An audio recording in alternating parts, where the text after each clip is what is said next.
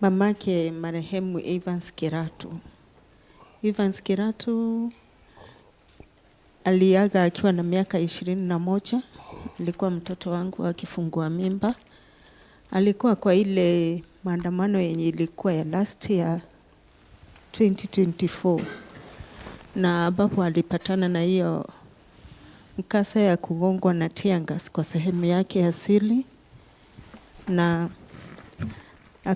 akapata msamaria mwema, akapelekwa kwa hospitali ya ambapo kabla aage aliweza kupeana namba yangu ya simu, na msamaria mwema akaweza kunipigia, nikaweza kufika huko Kenyatta.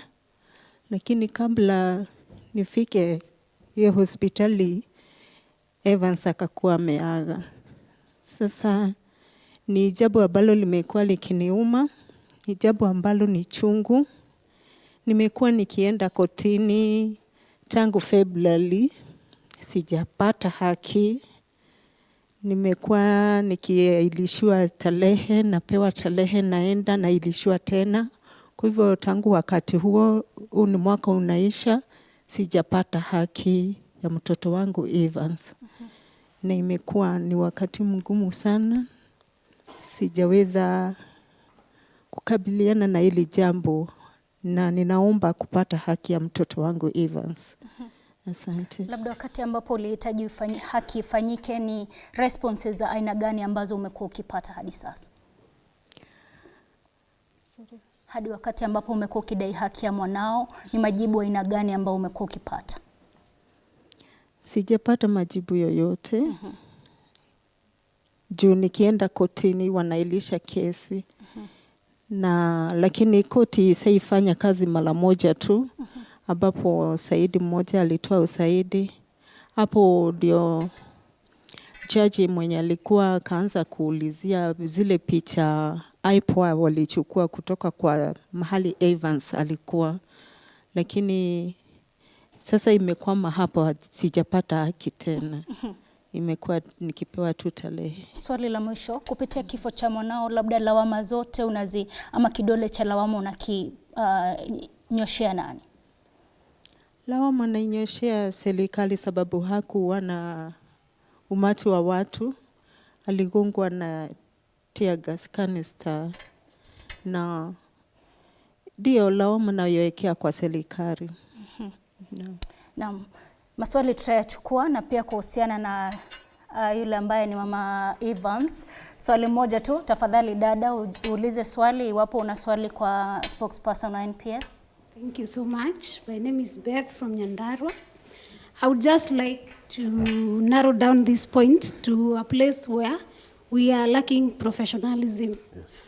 Because at some point you cannot tell me that a Form 4 leaver will become a policeman, and then we will at some point we are going to check whether one is qualified to be a police. We are taking the height, we are taking the dental formula, we are taking the physique, and at some point they don't understand the law.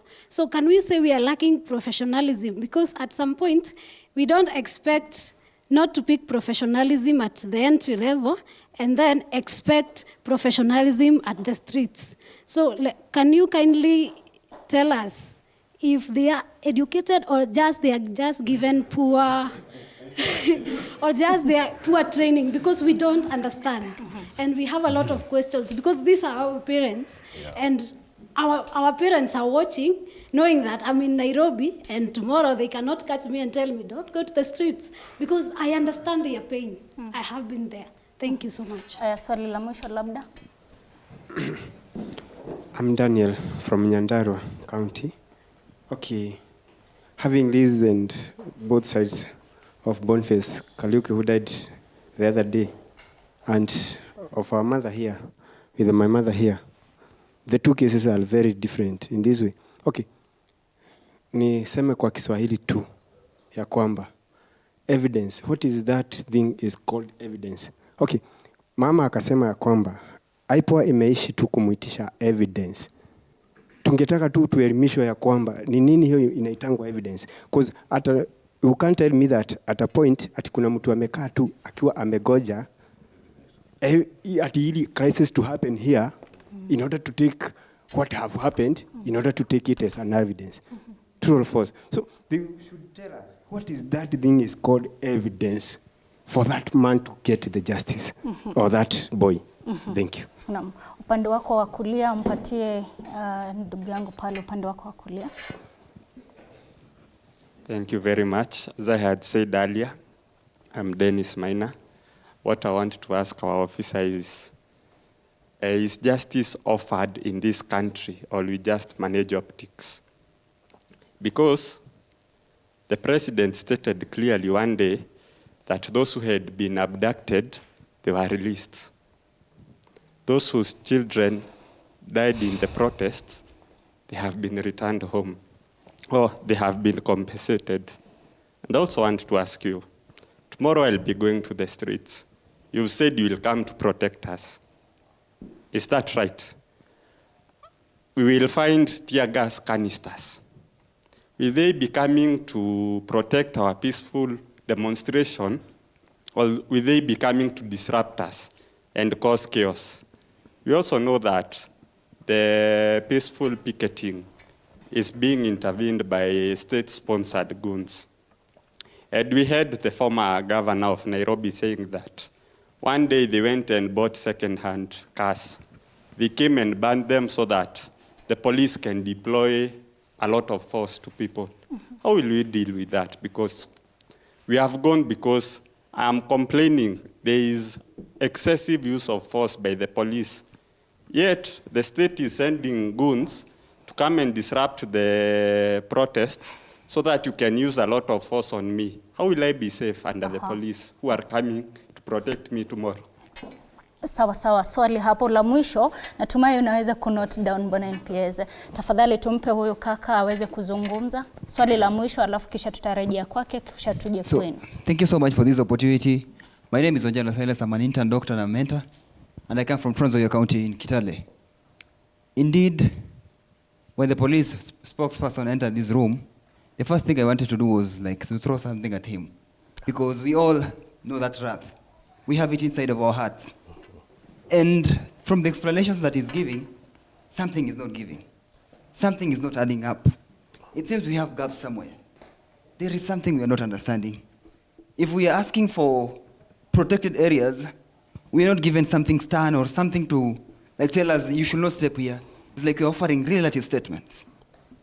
I would like to request to police spokesperson. Yes. Could you please, if the restricted areas, tell us that these are the restricted areas. Tell us sternly, because it seems we are giving things in bits which you do not understand. And of course, we are focused on him so much until we have forgotten the others. But I would like to ask our religious leader here. First of all, I'm also a Christian. Yes, I'm born again. And you know the position of the church in this. Everybody said we voted in the president. Yes, I also voted in the president, yes. We as the church supported the president. We have a role to play in this. I would like to ask you, how do you think we can go about this? Because it seems we are failing as a church. It seems there are gaps again in the church. It seems you're not getting it right. How can we make sure that we communicate this message effectively? That indeed, if God chose the leaders, okay, he used us to choose the leaders. But we are not the ones to blame that, and we are not the ones. We cannot start saying that, okay, churches are bad, that we should not now go to church. So could you please help us in that? Thank you so much. Na wakati huo labda tumpe tu spokesperson wa NPS kisha tutampatia mchungaji ajibu, alafu kisha tutarejea kwetu hapa. Asante. Mwanzo kabisa wacha nizungumzie Ann Wajira na mamake Evans Kiratu, the 20-year-old. Nakumbuka hiki kisa nakikumbuka sana. Sikuwa msemaji wa polisi wakati ule. Lakini ni jukumu yetu sasa vile niko kwa ofisi. Niseme ya kwamba mwanzo ni pole nyingi sana kwa Ann. Si mara ya kwanza nimekuona. Umekuwa kwa runinga mara mingi. Na ni uchungu mingi sana kama mzazi. Ukipoteza mtoto ambaye ni wa miaka 20, huyu ni kijana ambaye maisha ndio ilikuwa yanaanza.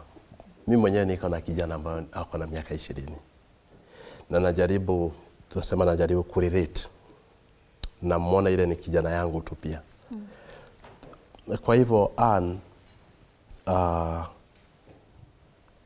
ile kitu ambayo naweza kuambia ni kwamba mwanzo nashukuru kwamba kesi tayari iko kotini.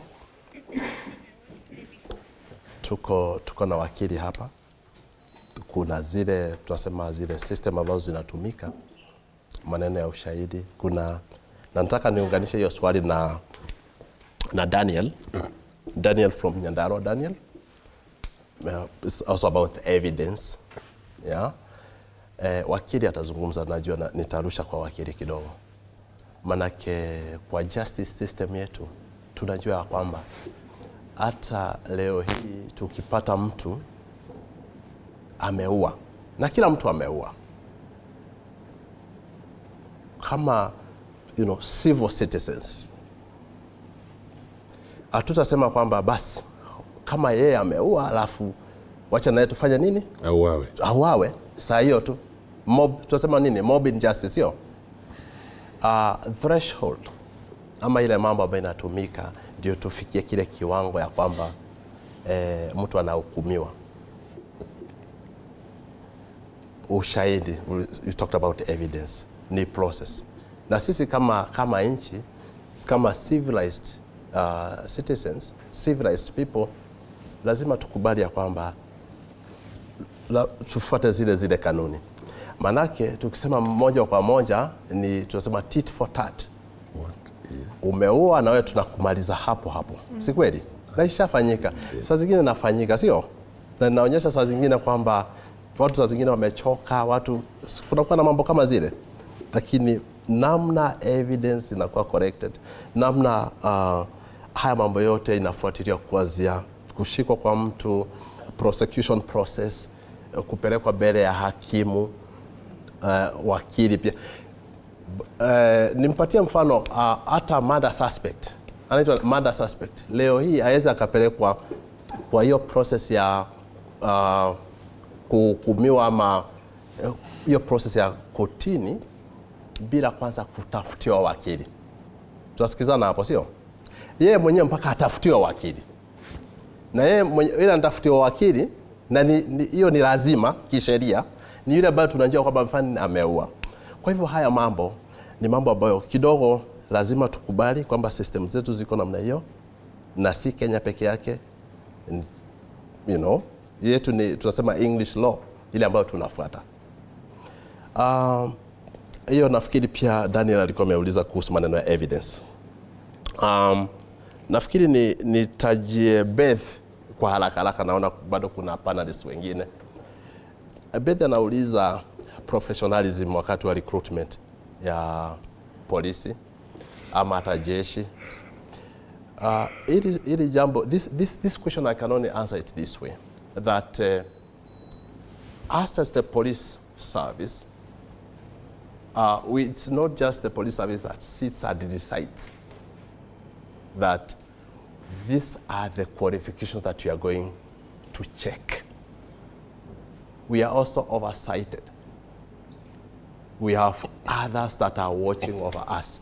So you get that this is also a government decision as to what grade, as to what qualities, as to what conditionalities do we subject, say, those that are being recruited so as to join the police service or any disciplined service. So on that question, what I can say is that we are not at a standstill.